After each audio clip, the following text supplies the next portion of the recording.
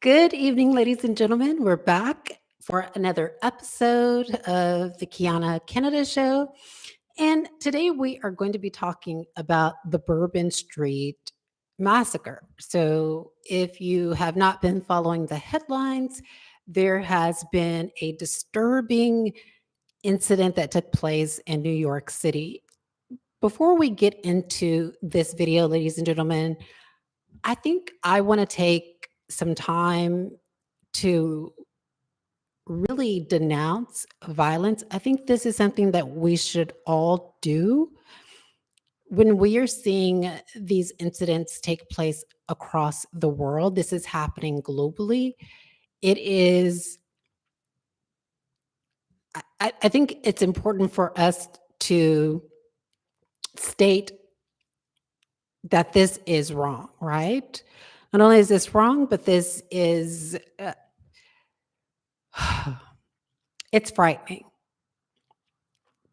I could never imagine going through something like that, and nor would I ever want anyone to actually go through that. Like, my heart goes out to all the victims that are involved, that lost their lives. I think when I read this article and been actually keeping up with it, I think approximately 15 people lost their lives in this attack. That's very disturbing.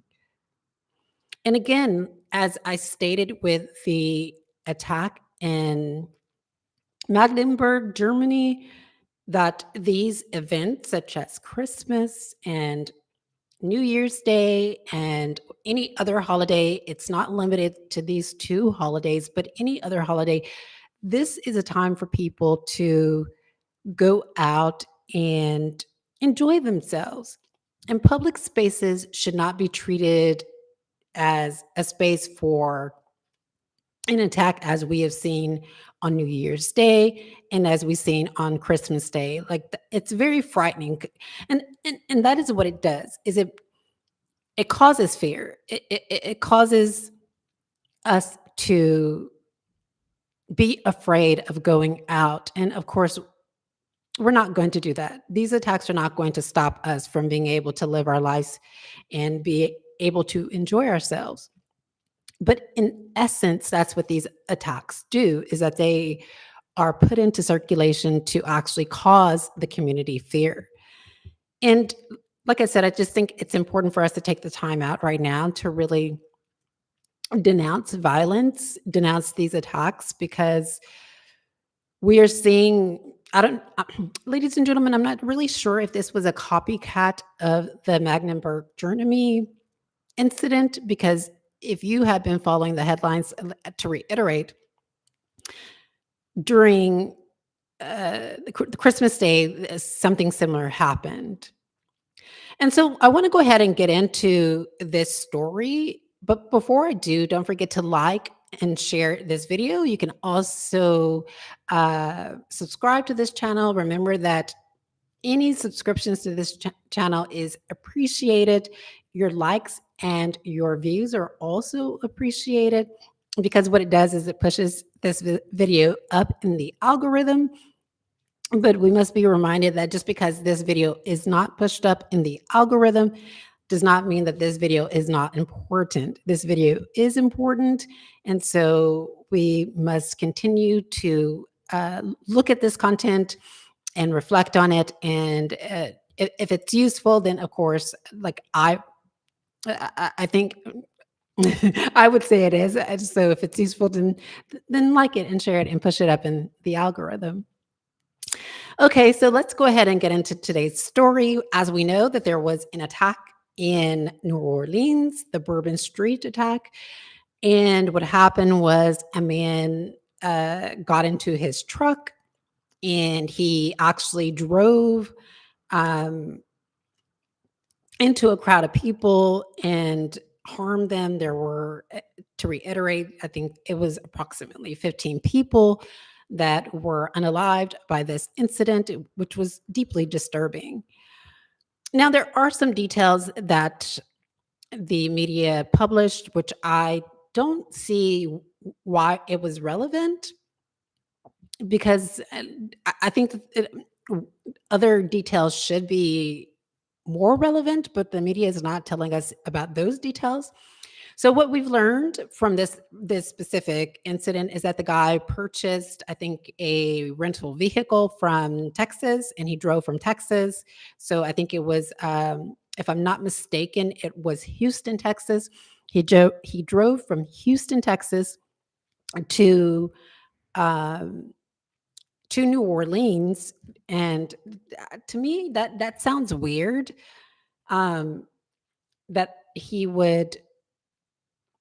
I'm confused by this. So, ladies and gentlemen, before we get into this story, I want to say that there are a lot of discrepancies with this story. And if you go to Wikipedia, Wikipedia says this article is inconsistent about the certainty of the suspect's complicity and whether attacks were considered against national security.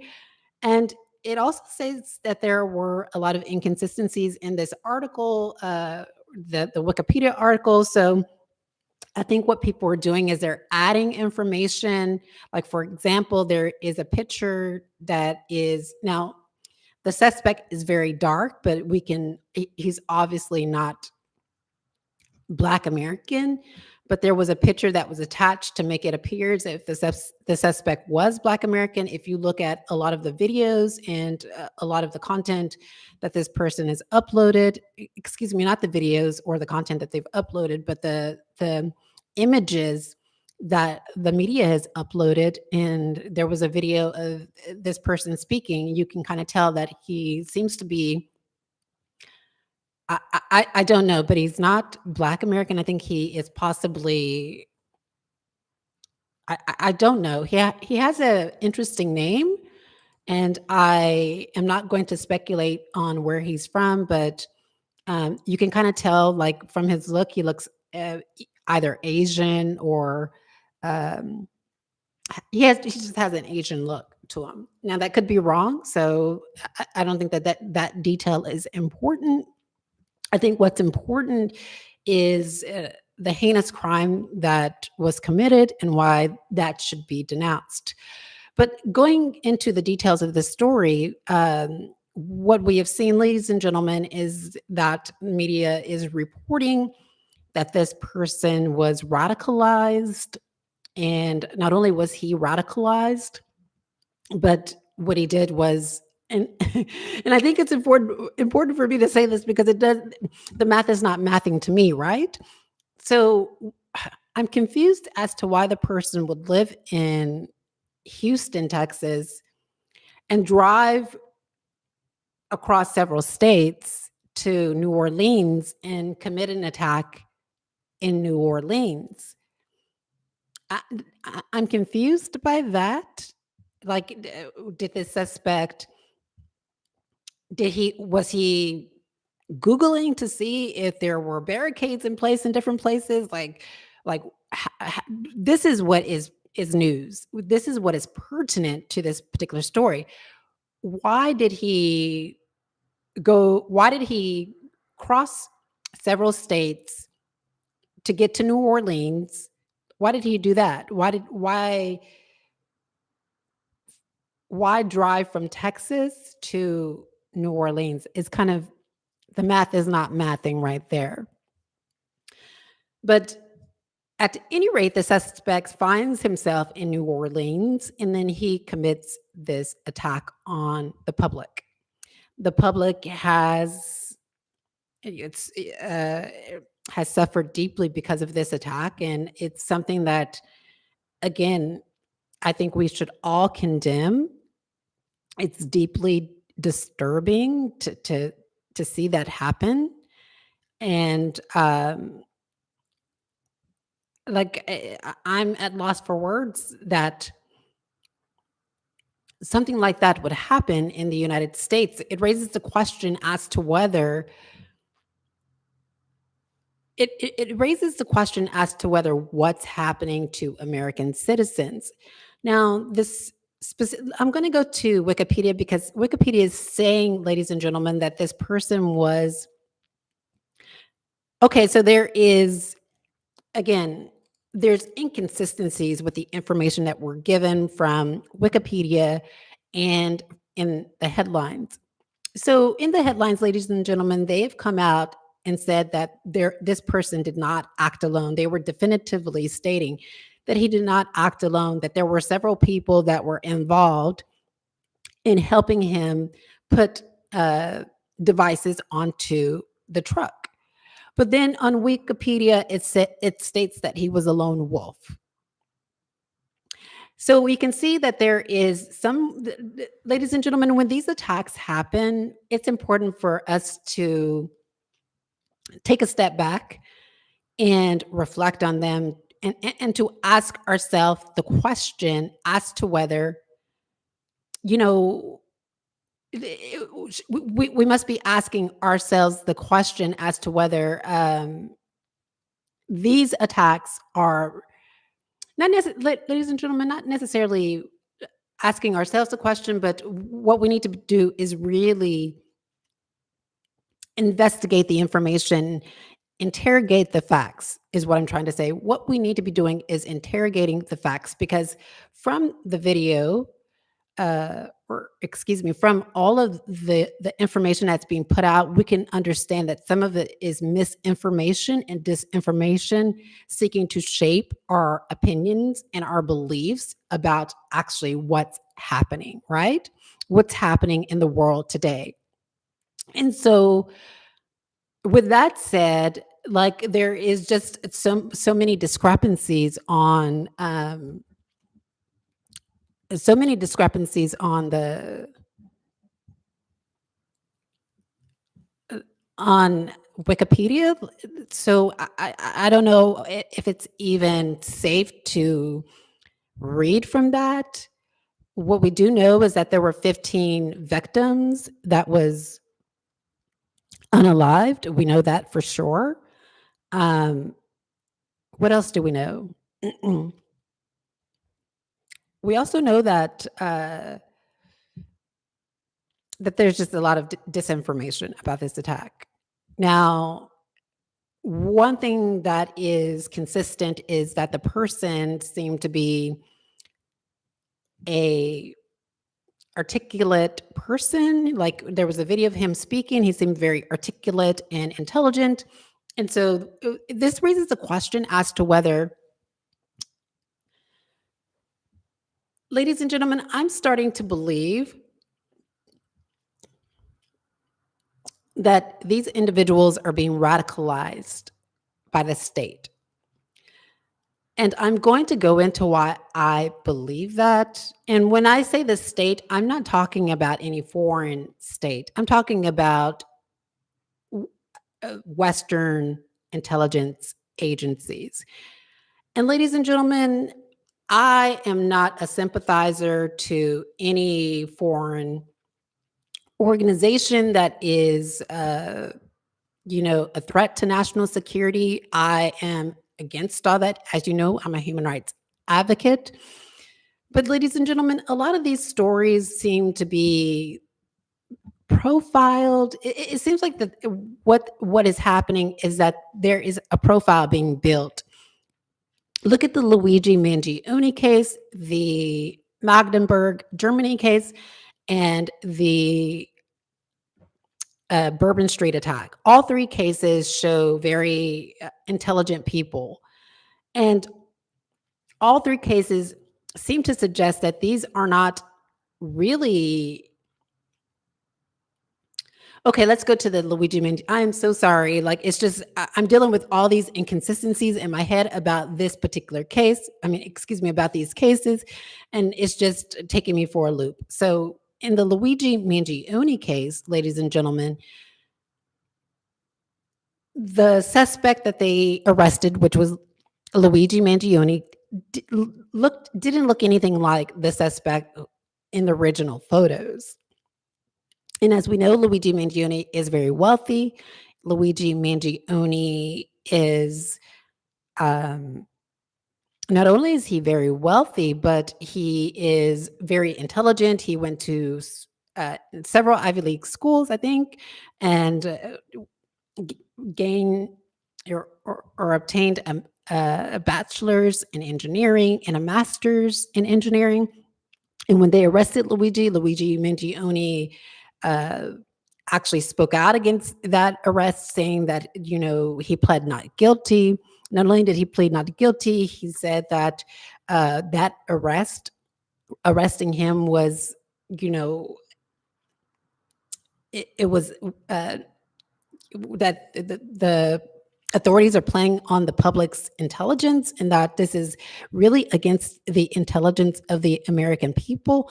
And so his actions while being arrested is not matching the actions in the manifesto. And the manifesto uh, that they're alleging belongs to him is saying that, according to the media, is that Luigi wrote that the crime needed to happen.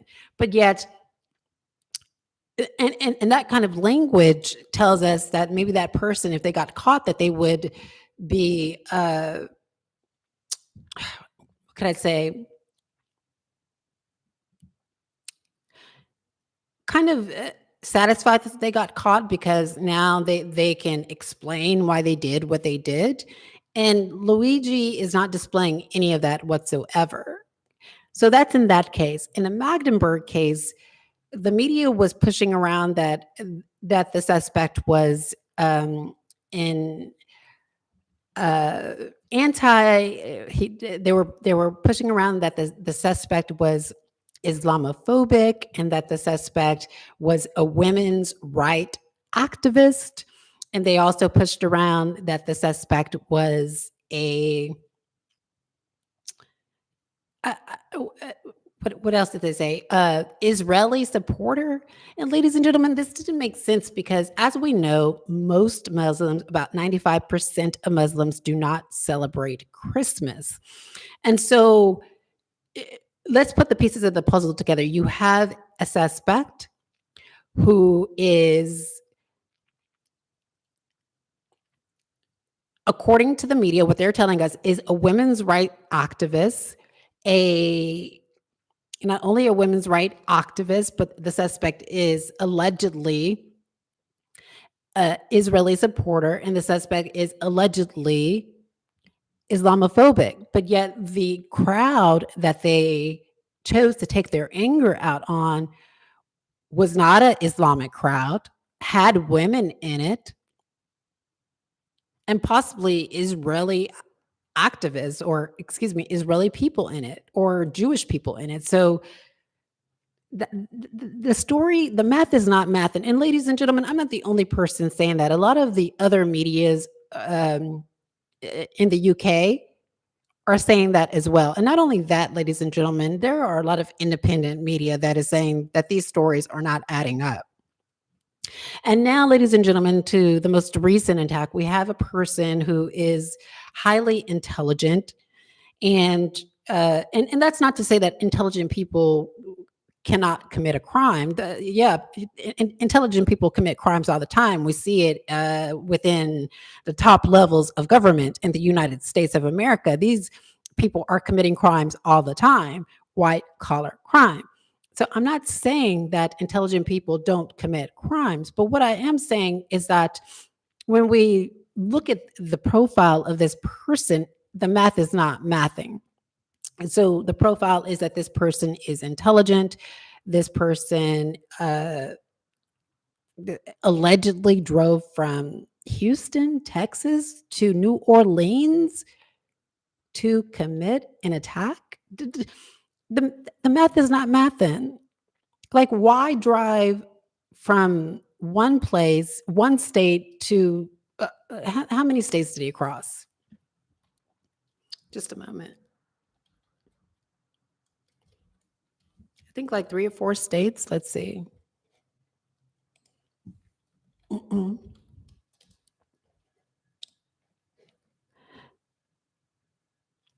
Okay, he drove from just a state to Louisiana.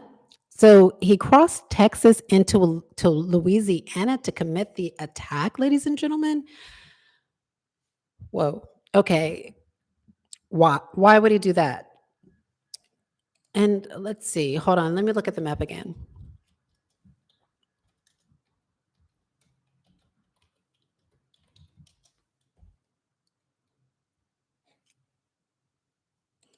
Okay, so yeah, I'm confused as to why he would do that.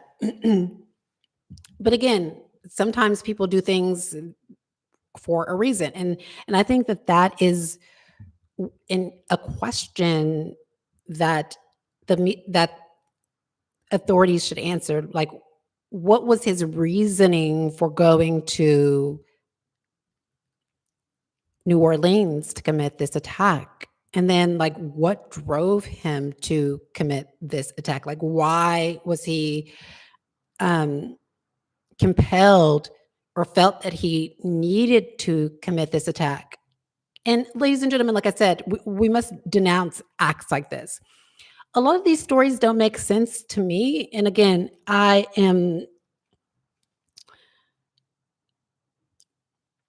very open-minded when we are talking about, or when we're thinking critically about these issues. For instance, I wrote a paper about, some research that I did about how certain groups do engage in fundamentalism and or have fundamentalist ideology. So I do understand that it's there, but at least the puzzles of the pieces have got to make sense for the public. And so when the puzzles of the pieces seems like it is not fitting together, and that, so say for instance, you're saying that you have a woman's right activist in the case of the Magdeburg, Germany incident, and you're saying that this person is women's rights activist, but then they attack women. Ladies and gentlemen, that just does not make sense. The math is not mathing. The whole motive, or excuse me, the modus operandi of a person, I think, just by, I'm in international human rights law, I'm doing research consistently, and it appears as if the modus operandi of people who commit these attacks are going after particular groups, not their own groups. Why would they go after their own groups is the question. And so, ladies and gentlemen, this brings me to what I really want to talk about, is that I think that this is state-sponsored radicalization. And so what is that? So state-sponsored radicalization is, or the theory that I am working on, is where the state will persecute people. It's a form of persecution, ladies and gentlemen, but it's where the state seeks to harm persons who are at a transitional time in their life and who have experienced a traumatic event, such as racism or discrimination, which causes them to feel or have feelings of grievance or injustice or desire for political change. Now, under my state sponsored radicalization theory, I argue that states will mistreat or exercise power over victims or group of marginalized persons through systems, institutions, governmental authority or influence, and or cultural opprobrium to lure the person into adopting a radicalized view in opposition to national security interests. And so why do that? Like, what does the state gain from doing that? Well, this allows the state to spread disinformation to portray specific victims as threats to society. And ladies and gentlemen, I think now the state is just kind of focusing on all these cases. It looks as if the state is saying, okay, well, the people that are committing these acts of national security that are contrary to national security are really intelligent people. So we need to focus more on people in institutions such as academia and those that are in, because we know that Luigi Mangione was a very intelligent person who read a lot of books in academia. We know that the person who did the Magdeburg, Germany incident was a psychiatrist, allegedly. And then this person seemed to be very intelligent in the New Orleans truck attack. Now, ladies and gentlemen, I'm not arguing that these people did not commit these crimes. They obviously did commit these crimes. Excuse me, one could suggest that they did commit these crimes, such as the person in the Magdeburg, Germany case, because he was arrested. There was transparency into that arrest. Now, it's quite sketchy whether or not Luigi Mangione is really the culprit in that particular crime. And we don't know if this person uh, that was unalived during this incident was really the culprit of this crime that the US media is trying to shape our thoughts about, right? And so it's what's disconcerting is that when the person is not alive, ladies and gentlemen, then the state can shape the story how it wants to shape it. And so it would make sense if the state was saying, okay, this person was um, to describe to tell us how he was radicalized, and there seems to be evidence that he was radicalized by the Islamic State. And so, what is radicalization? Like, what is that? So, I think it's important for us to understand what that is. And according to Dr. Alex Schmid, he said that there is really no universally accepted definition of radicalization.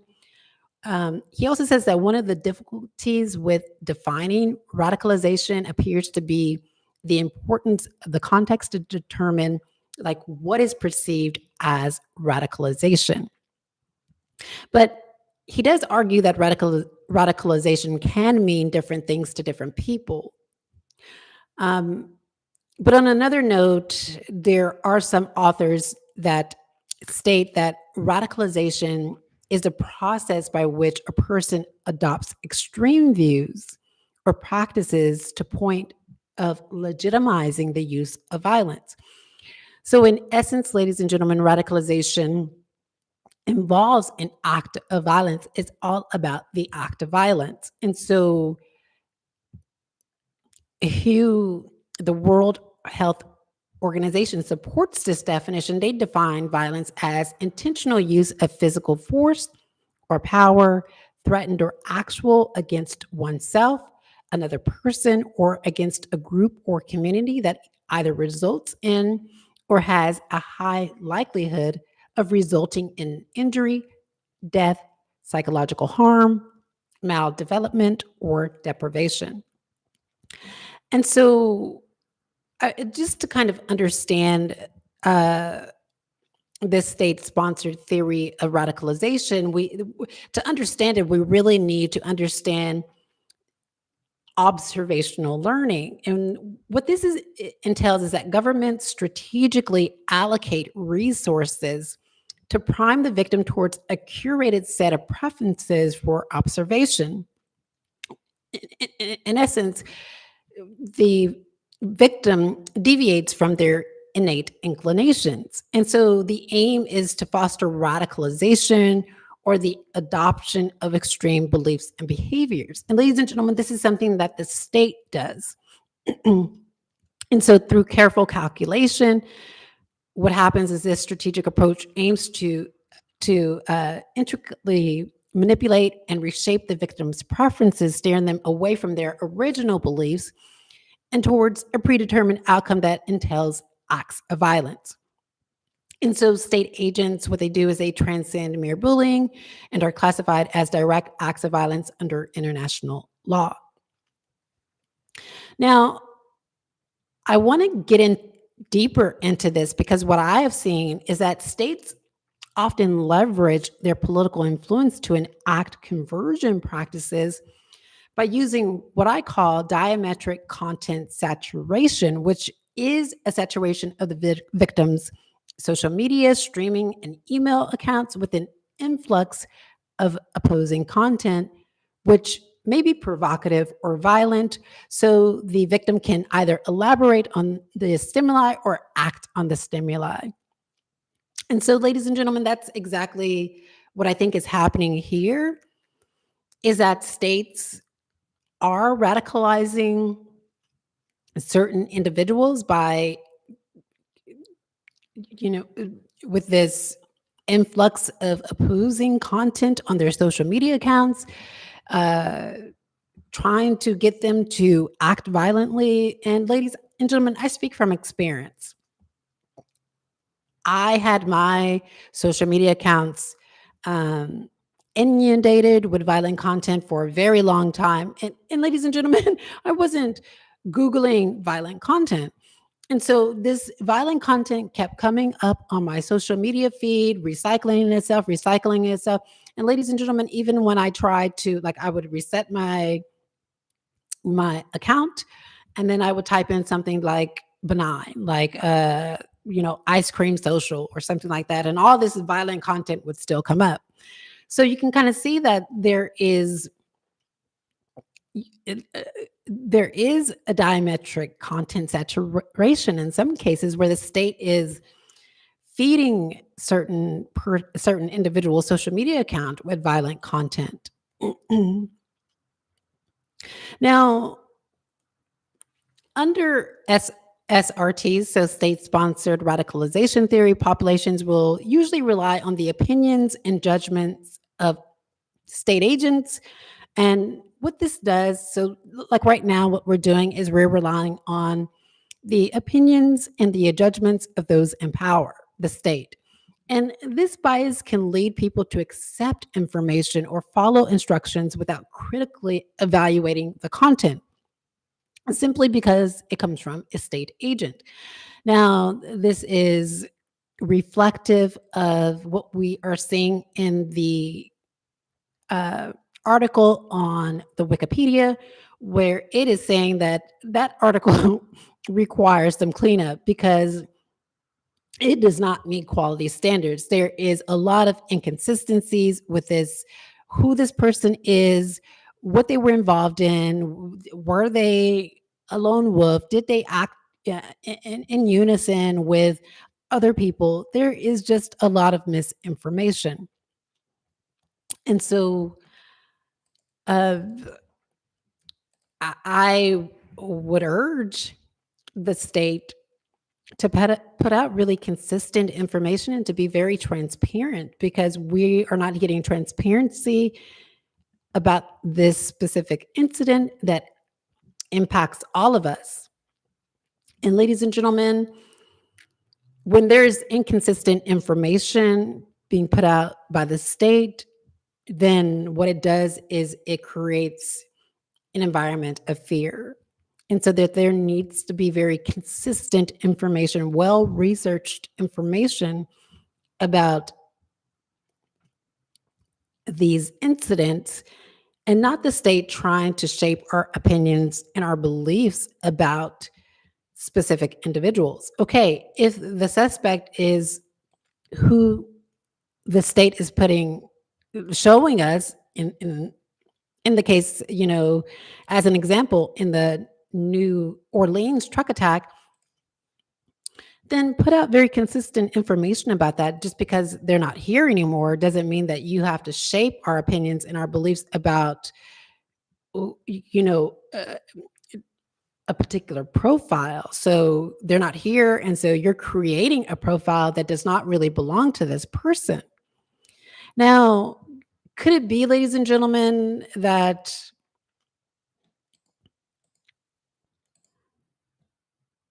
I don't know. Before I say that, I think we need to know more. We need to know more about this particular incident. So I'm waiting to see what else comes out. And I think what's disconcerting is that the state is the gatekeeper to a lot of the information to which we seek. And that we need to understand incidents like this. And so sometimes the state can harbor really important information that will bring clarity to incidents like this. And sometimes the state does not release that information and uses it sometimes as a weapon to silence dissent and to profile particular people. And I'm not saying that that's what's happening here, but it's important that the state ensures that that is not going to happen. But in essence, ladies and gentlemen, it's very frightening, I think, that those victims lost their lives. Like, my heart goes out to them 100%. This is something that should never have happened. And it's deeply concerning, to say the least. Deeply, deeply concerning. I'm going to see let's see. I'm going to see the origin of the person's last name. Let's see. It's an Arabic last name, is what is showing up. But it doesn't say, like, let's see, what is the origin?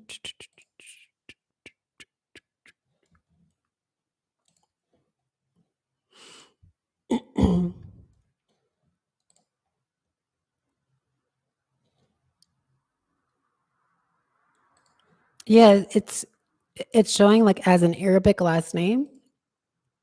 And so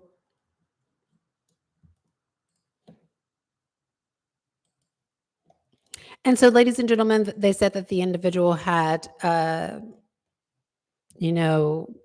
a flag on his truck, which was kind of strange. It didn't look like a flag to me, but maybe this is the kind of flag that they use. It looked like a coat, actually. When I looked at the picture, it looked like a coat wrapped around a pole, but maybe this is a flag. I'm not sure. It was weird. But to bring this video to a close, I think it's important for us to denounce radicalization and extremism in all its forms. It's important that we do so because, and we also need to be careful about governments inundating person's account with dangerous content so that they can be radicalized. Because the government sometimes wants to frame a narrative. We need to be careful about that as well. But we also need to take some time to really give a moment of silence to the victims. And this is something you can do off camera, that I'll do off camera as well. But we need to take a moment of silence to really reflect on the victims who have lost their lives in this heinous attack. This is something that should never have happened. And I would ask the United States government, how did this happen? How was this allowed to happen? And in asking this question, this in no way means that the state should profile persons arbitrarily or unjustly or capriciously. No, that's not what I'm saying. I'm saying that if a person is a legitimate threat to national security, if they really are, then that person should be stopped. But we shouldn't use national security laws to silence dissent of people who are not planning on committing a crime. And so that's what I have to say, ladies and gentlemen. I am going to be following this story and looking into it more deeply. I am also going to attach some of the article that I've been working on. So basically, I just right now have formulated the idea of what I want to actually write on. So when it comes to state-sponsored radicalization, diametric content saturation, I will attach that in the description of this video. And so I could be writing a larger piece on this. And these incidents that we're seeing is something that is probably going to inform my opinions about maybe how individuals are being radicalized. And so I could be writing a video about, excuse me, writing a larger piece about that. Okay, so there you have it. And what do you think? Do you think that these individuals, specifically this person in the 2025 New Orleans truck attack, do you think that he was radicalized?